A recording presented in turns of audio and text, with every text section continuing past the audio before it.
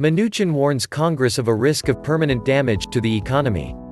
In a joint appearance on Tuesday before the Senate Banking Committee, Treasury Secretary Stephen Mnuchin and Jerome H. Powell, the chairman of the Federal Reserve, offered a stark assessment of the fragile state of the economy, warning of more severe job losses in the months to come.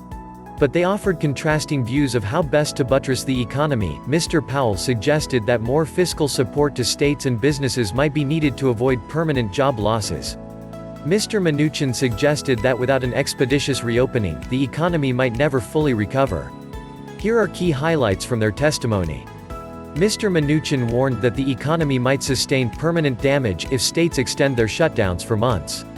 Mr. Powell warned that the economy could face long-term damage if the policy response was not forceful enough and reiterated that the economy might need more help to make it through the pandemic without lasting scars.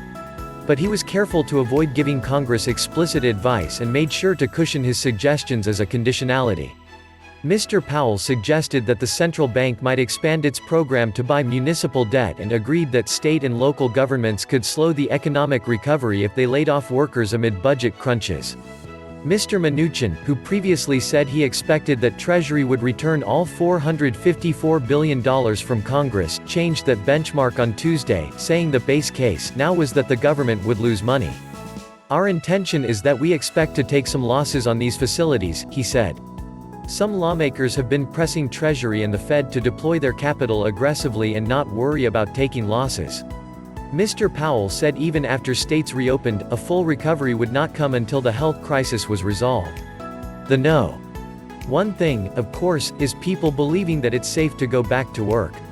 And that's about having a sensible, thoughtful reopening of the economy, something that we all want, and something that we're in the early stages of now, he said. It will be a combination of getting the virus under control, development of therapeutics, development of a vaccine. Those comments were underscored by new economic projections released Tuesday by the nonpartisan Congressional Budget Office, which suggested the recovery would depend in large part on the virus's trajectory. The Budget Office projected that gross domestic product would contract by 11% in the second quarter and the jobless rate would hit 15%, with industries such as travel, hospitality and retail bearing the brunt of the losses.